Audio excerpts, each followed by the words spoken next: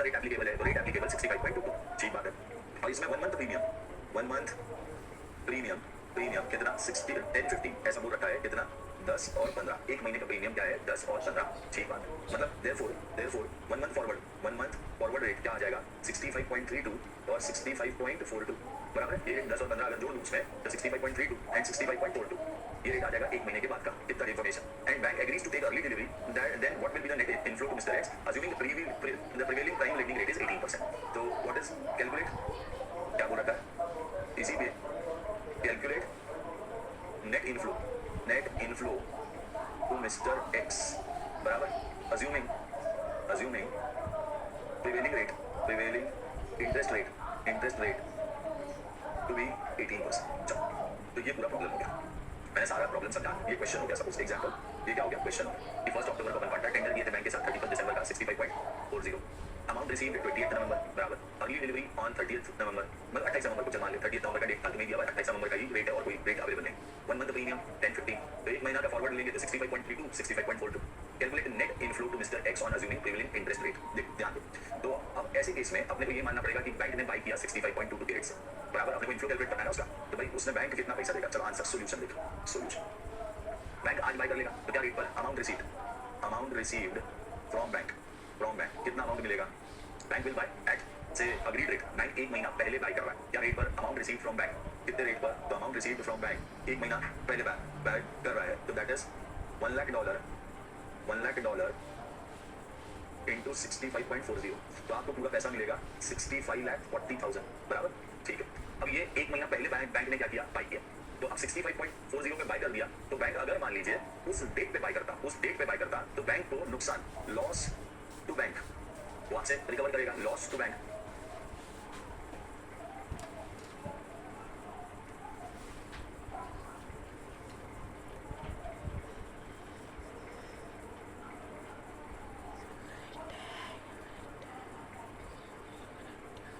On exchange difference, bank अगर normally किसी और से बाय करता तो उस रेट को 65.22 पे बाय करता, लेकिन बैंक को बाय करना पड़ा 65.40 पे, तो बैंक को क्या हो गया, एक्सपोजर हो गया बराबर, एक्स्ट्रा पैसा देना पड़ गया, कितने पे, into $1 lakh into $1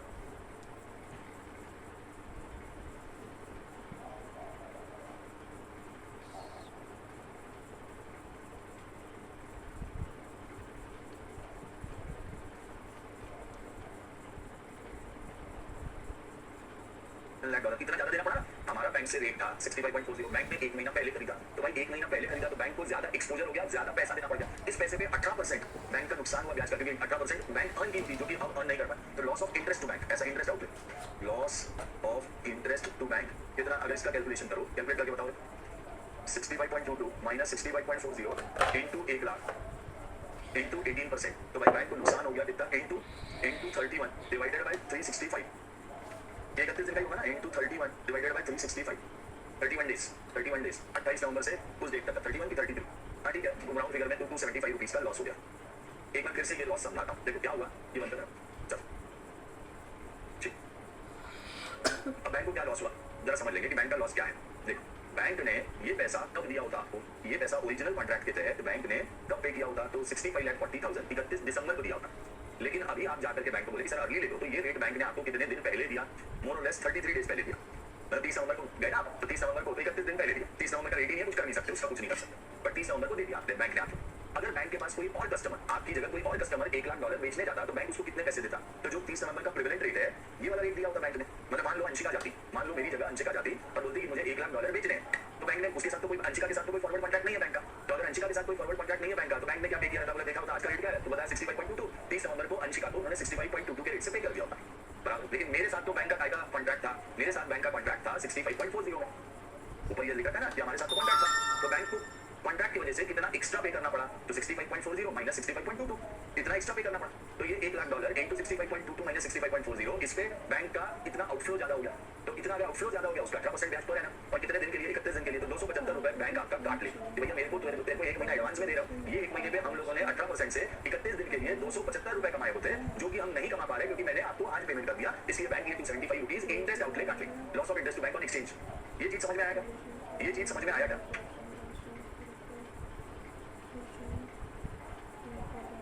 yes sir, yes sir एक चीज ये एकदम लॉस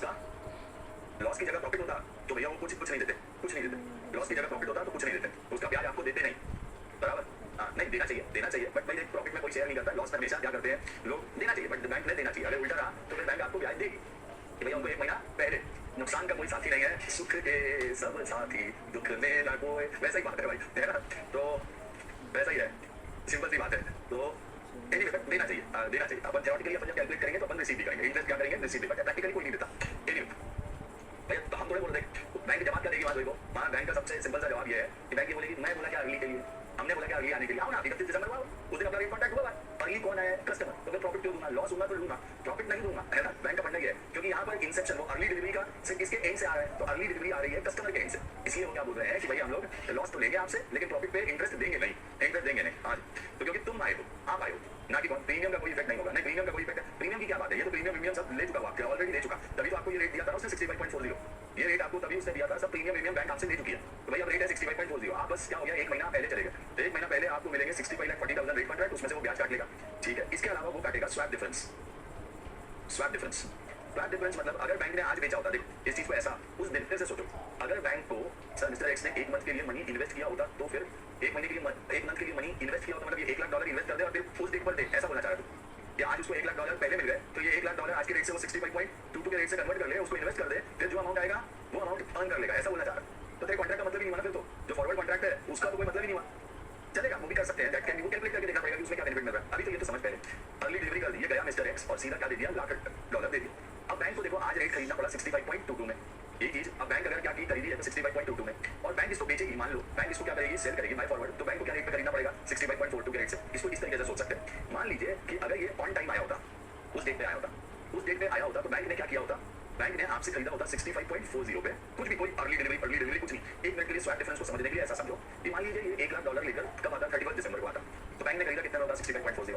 और बैंक ने बेचा कितने में होता, ये आपसे खरीदा, अब किसी को ये अपने पास थोड़ी रख लेगा बैंक $1 लाख, क्या करेगा बेच देगा। तो बैंक क्या ऐसा बोलूं कि बैंक इस रेट पे सेल किया होता, बैंक ने इस रेट पे सेल किया होता, यस और नो, 65.42 के रेट से सेल किया होता, करेक्ट और नॉट, यस और नो, यस सर। तो बैंक को कितना नुकसान हो गया भाई, आज बैंक को खरीदना पड़ा, स्वैप डिफरेंस 65.42 में सेल किया होता, अपॉर्चुनिटी लॉस है, ये क्या है बैंक की अपॉर्चुनिटी लॉस, तो अपॉर्चुनिटी लॉस माइनस आज इस बैंक ने स्पॉट में कितने 65.22 में खरीदा, तो बैंक का अपॉर्चुनिटी लॉस हो गया कितने का 0.20 इनटू कितने $1 लाख, तो बैंक का स्वैप डिफरेंस ₹20,000, ये भी बैंक किससे लेगा, आपसे ले, तो देयरफॉर नेट इनफ्लो हमको जो मिलेगा that will be equal to 65,40,000 minus 275 minus 20,000 तो 6,51,000 नहीं 65,19,725 इतना आपको नेट इनफ्लो। तो बैंक स्वैप डिफरेंस का 20,000 काट लेगी, इंटरेस्ट का लॉस का 275 काट लेगी और बचा हुआ आपको पेमेंट कर देगी 65,19,725। इससे तो ज्यादा फायदा इस बात में होता जो कि कौन पार्थ बोल रहा है,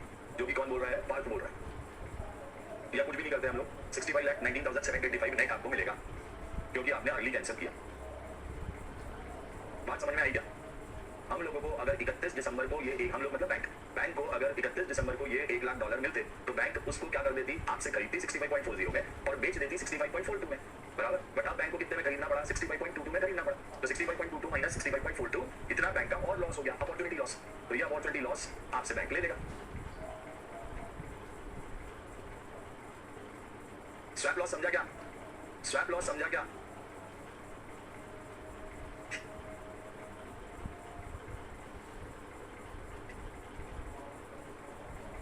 यस सर वाइस, तो ये हो गया अर्ली क्या आएगा, अर्ली बाइंग बोल लो या early delivery, yes sir early delivery. अच्छा अगला चीज अपन बात करते हैं लेट डिलीवरी, लेट कैंसिलेशन और लेट क्या एक्सटेंशन, इन तीनों का ट्रीटमेंट एक जैसा ही है। ये जो है ना अपने फॉरवर्ड, तो इन तीनों का treatment late delivery, late cancellation और लेट एक्सटेंशन, इन तीनों का कंसेप्ट एक जैसा ही है, उसको बोलते हैं ऑटोमेटिक कैंसिलेशन। तो इन तीनों केस में क्या होता है, ऑटोमेटिक कैंसिलेशन होता है, ऑटोमेटिक कैंसिलेशन। तो इन तीनों केस को अपन बाद में इकट्ठा एक ही पार्ट में देख लेंगे। तो अभी मैंने आपको क्या करवा दिया, ऑन ड्यू डेट करा दिया, अर्ली डिलीवरी, तो स्वैप लॉस और इंटरेस्ट का आउटले इन दोनों को माइनस कर देना है आपको, कायमे से माइनस कर देना है डिलीवरी ऑन ड्यू डेट में से, ठीक है, अर्ली डिलीवरी होगी। अब बात करते हैं क्या, कैंसिलेशन की। अब बात करते हैं कैंसिलेशन, अगला कंसेप्ट क्या, cancellation on due date, heading डालो, third case cancellation on due date पे अगर आप कॉन्ट्रैक्ट क्या कर देते हो, कैंसिल कर देते हो। कैंसिलेशन ऑन ड्यू डेट अगर करोगे तो आपको जो भी कैंसिलेशन में उनको नुकसान हुआ वो आपसे चार्ज कर लेंगे, मतलब फ्लैट चार्जेस प्लस क्या भी ले लेंगे, कैंसिलेशन ऑन ड्यू डेट, तो यहाँ पर is equal to flat charge, cancellation का चार्ज लेगा प्लस डिफरेंस बिटवीन, ये बहुत आसान है, difference between contracted rate and cancellation rate, ये दो अमाउंट आपसे लेगा। तो कैंसिलेशन के चार्जेस क्या लेगा, एक तो फ्लैट चार्ज लेगा plus difference between contracted rate and cancellation rate लेगा। जैसे फिर से एक सवाल, एक एग्जांपल लेते हैं, लेट अस टेक एग्जांपल लेते हैं कि on 15 January 2015 you as a banker book forward contract for $250,000 for your import customer deliverables on 15 March 2015 at 65.34। तो आपको bank was supposed to sell to an importer को बेचने वाली थी कितने डॉलर, $250,000। तो बैंक ने अरेंज करके रखे हैं इंपोर्टर के लिए $250,000 एट द रेट 65.3450। तो इंपोर्टर को किसी को, मतलब मान लो क्रिश इंपोर्टर है, अगर क्रिश इंपोर्टर है तो क्रिश ने एक कॉन्ट्रैक्ट बैंक से कर रखा है कि भाई मैं आपसे कौन सी डेट को, 15 जनवरी you as a banker forward contract on 15 March, तो ये कब 15 मार्च को, कि भाई क्रिश बैंक से खरीदने वाला था, बैंक क्रिश को बेचने वाली थी $250,000 एट द रेट 65.3450। तो इसको बोलेंगे कॉन्ट्रैक्टेड रेट। ये कौन सा रेट है मेरा, कॉन्ट्रैक्टेड रेट, ठीक है। क्रिश के साथ बैंक का कॉन्ट्रैक्ट हो रखा था कि 65.3450 पर क्या करना होगा, बैंक क्रिश को देगी, ठीक है। On the due date Krish requested to cancel the contract, due date पर क्रिश आया और बोला सर चाहिए नहीं, $250,000 चाहिए नहीं, ठीक है। On this date quotation of US dollar, इस डेट पर 15 मार्च को स्पॉट रेट 15 मार्च को बराबर रिक्वेस्टेड फॉर कैंसिलेशन, क्रिश ने इस डेट को रिक्वेस्ट की और इस डेट का स्पॉट रेट था सपोज 65.29 एंड 2975, 2900 ये क्या रेट था, स्पॉट रेट था। अप्रैल का स्पॉट दे रखा है, से मई का स्पॉट दे रखा है, उनका कोई मतलब नहीं है यहाँ पर। Assuming flat charges for cancellation के फ्लैट चार्जेस 100 रुपए है, 100 रुपीज भाई आप कैंसिल करते हो तो बैंक 100 रुपए तो लेती है, तो 100 रुपए ये लेती है। और एक्सचेंज मार्जिन कितना है, 0.10% है, 0.10% exchange margin. Then determine the cancellation charges payable by bank. देख अब ऐसा बात कर सकते हैं कि तुम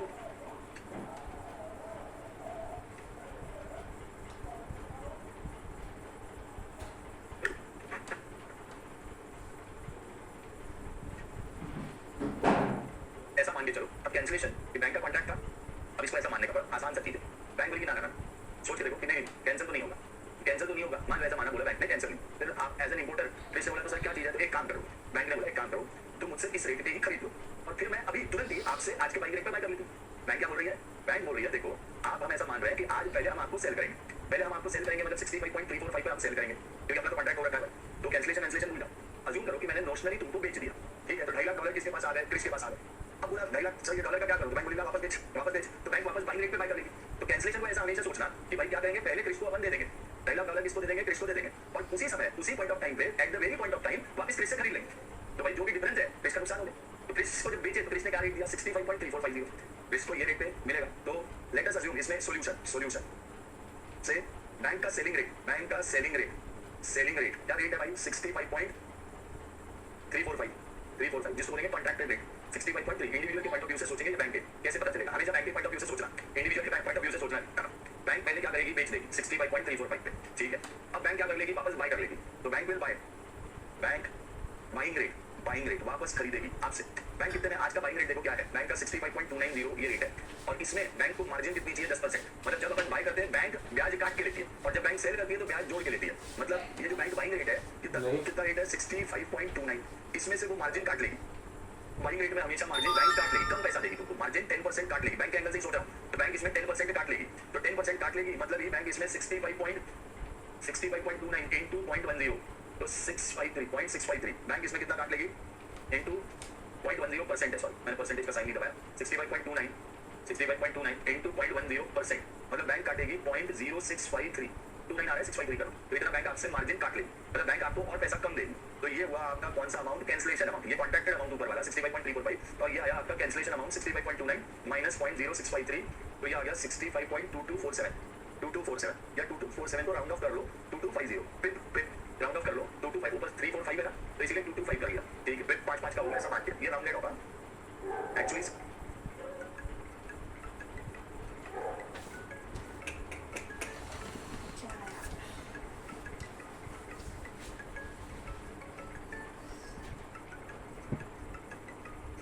तो लेट अस अज्यूम इसमें सॉल्यूशन से बैंक का सेलिंग रेट क्या रेट है भाई, 65.345 जिसको बोलेंगे कॉन्ट्रैक्टेड रेट, 65.3 इंडिविजुअल के पॉइंट ऑफ व्यू से सोचेंगे इस बैंक के कैसे पता चलेगा हमेशा बैंक के पॉइंट ऑफ व्यू से सोचना इंडिविजुअल के पॉइंट ऑफ व्यू से सोचना है बैंक पहले क्या करेगी बेच देगी 65.345 ठीक है अब बैंक क्या कर लेगी वापस बाय कर लेगी तो bank will by bank buying rate वापस खरीदेगी आपसे बैंक कितने में आज का बाइंग रेट देखो क्या है बैंक का 65.290 ये रेट है और इसमें बैंक को मार्जिन कितनी चाहिए 10% मतलब जब अपन बाय करते हैं बैंक ब्याज काट के लेती है और जब बैंक सेल करती है तो ब्याज जोड़ के लेती है मतलब ये जो बैंक बाइंग रेट है कितना रेट है 65.29 इसमें से वो मार्जिन काट लेगी बाइंग रेट में हमेशा मार्जिन बैंक काट लेगी कम पैसा देगी तुमको मार्जिन 10% काट लेगी बैंक के एंगल से सोचा तो बैंक इसमें 10% काट लेगी तो 10% काट लेगी मतलब ये बैंक इसमें 65.29 into 0.10 तो 653.653 बैंक इसमें कितना काट लेगी into 0.10% है सॉरी मैंने परसेंटेज का साइन नहीं दबाया 65.29 into 0.10% मतलब बैंक काटेगी 0.0653 29 आ रहा है 653 करो तो इतना बैंक आपसे मार्जिन काट लेगी मतलब बैंक आपको और पैसा कम देगी तो ये हुआ आपका कौन सा अमाउंट कैंसिलेशन अमाउंट ये कॉन्ट्रैक्टेड अमाउंट ऊपर वाला 65.345 और ये आया आपका कैंसिलेशन अमाउंट 65.29 माइनस 0.0653 तो ये आ गया 65.2247 2247 या 2247 को राउंड ऑफ कर लो 2250 पिप राउंड ऑफ कर लो 225 ऊपर 345 है ना तो इसलिए 225 करेगा ठीक है पिप 5 5 का होगा ऐसा मान के ये राउंडेड होगा एक्चुअली 65.2247 आता है ये राउंड ऑफ किया है तो 65.2250 पे राउंड ऑफ तो इतना डिफरेंस आपको बेयर करना पड़ेगा तो डिफरेंस जो भी आएगा कॉन्ट्रैक्टेड रेट और कैंसिलेशन रेट का डिफरेंस कितना आया 65.345 माइनस 65.2250 तो ये आया 0.12 आपको बेयर करना पड़ेगा मल्टीप्लाइड बाय कितने 2.5 लाख डॉलर तो देयरफॉर क्या चीज flat rate plus difference between contracted rate and cancellation rate difference between contracted rate and cancellation rate तो अगर कितना आ गया 30,000 रुपए 30,000 प्लस फ्लैट चार्ज 100 रुपए तो कस्टमर नीड टू पे 30,100 रुपए 30,100 टू बैंक समझ आया क्या कैसे सोचा बैंक क्रिश गया कैंसिल करने के लिए बराबर तो जैसे ही क्रिश पहुंचा क्या चीज कैंसिल करने के लिए तो बैंक ने कहा कि ना कैंसिलेशन नहीं करेंगे ऐसा मान के चलो कि कैंसिलेशन नहीं करेंगे तो फिर क्रिश बोला कि क्या तरीका हो सकता है दूसरा तरीका क्या हो सकता है तो क्रिश से उन्होंने कहा कि एक काम करो ऐसा मानो कि पहले हमने आपको $2.5 लाख बेचे तो $2.5 लाख बेच दिए कुछ क्रिश ने कहा ठीक है सर लाओ $2.5 लाख तो उन्होंने कहा कि देखो अपना रेट वाला 65.345 का चलो 2.5 लाख into 65.345 आप मुझे क्या कर दो दे दो तो क्रिश ने पैसे दे दिए फिर अब क्रिश के पास डॉलर पड़े क्रिश वही बैंक में खड़ा है डॉलर खड़ा है तो बैंक वाले ने पूछा बेचोगे क्या बोला हाँ सर बेचूंगा बोला मेरा आज का बाइक रेट है 65.29 और माइनस उसमें से मार्जिन मेरी 10% तो मैं तेरे से 65.225 में वापस कर लेता ये $2.5 लाख वापस कर दो क्या कैंसिलेशन क्रिश बोला थोड़ा क्या नहीं करता वो है ना तो क्रिश बोला ठीक है ये $2.5 लाख वापस दे दो वापस भेज दिया उसने तो 65.22 में सेल कर दिया 225 में तो भाई क्रिश को नुकसान कितना हुआ उसने खरीदा क्या रेट में बैंक का सेलिंग रेट मतलब ये क्या था बाइंग रेट ऑफ कस्टमर ये कॉन्ट्रैक्टेड रेट था कॉन्ट्रैक्टेड रेट बराबर और ये वाला कौन सा रेट है कैंसिलेशन रेट तो हमारा कैंसिलेशन रेट कितना 65.225 कैसे बोलोगे वापस करेंगे तो इस चक्कर में क्रिश का नुकसान कितना हो गया 0.12 का नुकसान हो गया $2.5 लाख तो 30,000 रुपए का नुकसान हो गया प्लस फ्लैट चार्ज 100 रुपए तो कस्टमर मतलब क्रिश नीड टू पे 30,100 रुपए दे देगा उसका कॉन्ट्रैक्ट कैंसिल हो जाए समझ गया क्या कैंसिलेशन समझ गया क्या यस सर नियाज़ा को समझ गया यस सर एकदम क्रिस्टल क्लियर सर अंशिका को भी काव्या को भी क्रिश को तो पक्का ही है क्योंकि उसी का आया है बराबर है क्रिश के लिए तो जादू हो गया 30,100 का है ना तो क्रिश के लिए जादू हो गया भाई 30,100 का बैठे बिठाए सोए जादू हो गया ठीक है ना यस सर ठीक बात है ना क्रिश को भी जाना पड़ेगा माँ के पास और बोलना पड़ेगा माँ मेरे को बैंक ने लूट लिया माँ है ना तो कैंसिलेशन का जाएगा one day due date payment करो तो क्या होगा क्या बोल रहा है मेरे को नहीं समझा तो दोनों का कैंसिलेशन की जगह ऑन ड्यू डेट पेमेंट करेंगे तो क्या होगा पेमेंट करेंगे मतलब अच्छा आपने को $2.5 लाख इसको 65.345 में ले लेना बैंक इज रेडी टू पे give you at that rate forward rate अगर आप कैंसिलेशन रेट पे $2.5 लाख की डिलीवरी ले लेते हो और क्या कर देते हो से तो आप 65.345 के रेट से ले लो बराबर तब कोई प्रॉब्लम नहीं तब तो वैसे ही हो गया डिलीवरी और ड्यू डेट ही हो गई वो जो पहला फर्स्ट कंडीशन है वही हो गया कि हम बैंक के पास गए बोले अपना कॉन्ट्रैक्ट $2.5 लाख आप मेरे को देने वाले थे 65.345 के रेट से तो 65.345 के रेट से बैंक आपको क्या कर देगा दे देगा डॉलर ये आप $2.5 लाख into पूरे 50,000 into 65.345 आप 1,63,36,250 बैंक को पे करो और $2.5 लाख ले लो बात खत्म कोई दिक्कत नहीं अभी $2.5 लाख आप क्या करते हैं वो आप जाने उसमें कोई दिक्कत नहीं ठीक बात है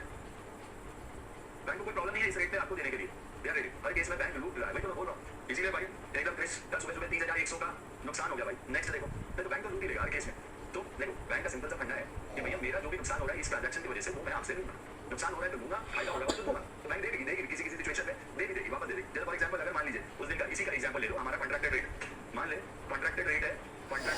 इसी का अल्टरनेटिव दो ने बोला इसलिए मैं बोल रहा हूँ ये अल्टरनेट रेट है हमारा क्या कॉन्ट्रैक्टेड रेट है 65.345 इसमें तो कोई दिक्कत नहीं है अब मान लो कि जिस दिन अपन कैंसिलेशन करने के लिए गए वहाँ का स्पॉट रेट उस दिन का मान लेते हैं कि 65 की जगह उस दिन का स्पॉट रेट 66.50 है बाइंग रेट क्या है 66 तो अब क्रिश क्या बोलेगा काम करवा डिलीवरी दे $2.5 लाख डिलीवरी दे बराबर तो बैंक ने 65.345 के रेट से दिया डिलीवरी अब देख बोला खरीदोगे क्या वापस खरीदोगे क्या तो बैंक बोला हाँ खरीदेंगे। बोले क्या आज का स्पॉट रेट बता, बैंक का क्या रेट है? बोला 66.50। बोला चल इसमें से 10% तेरी मार्जिन काट ले। स्पॉट रेट ये होगा, सपोज 66.50 होगा बाइंग रेट बराबर। तो बोले इसमें से 10% मार्जिन काट लेता, तो 10% मार्जिन काटेगा तो 0.0665 काट लेगा, 0.0665 काट लेगा। तो मतलब आपका कैंसिलेशन रेट क्या हो जाएगा? 66.50 माइनस 0.0665, तो आपका रेट हो जाएगा 66.4335। अब ये क्या चीज है? Now bank will pay you this much, now bank will pay to customer. कितना पे करेगा डिफरेंस? 65.345, तो 1.0885 बैंक का रेट 1.0885 कौन पे करेगा? बैंक पे करेगा। बैंक पे करेगा इनटू $2,50,000। नाउ बैंक विल पे इनटू 2,50,000, 2,50,000 इक्वल मल्टीप्लाइड बाय 1.0885, तो 2,72,125 बैंक विल पे माइनस वो कैंसिलेशन फ्लैट चार्जेस आपसे लेगा कितना? 100 रुपए। तो फिर गेन टू कस्टमर कितना हो जाएगा? 2,72,100 रुपए माइनस 2,72,025, इतना गेन हो जाएगा। तो ऐसा नहीं है कि हर सिचुएशन में लॉस ही हो रहा है, ऐसा नहीं है भाई। क्रिश भी होशियार है बराबर, उसकी माँ भी उसको सिखा के भेजी है। तो आज बोलेगा क्रिश जाकर फिर माँ मैं पैसा कमा के लाया, माँ मैं पैसा कमा के लाया, तो 2,72,025 कमा के लाया भाई। तो ऐसा नहीं है कि हर केस में लॉस ही होगा, there will be a case where there can be a profit also. समझ गया?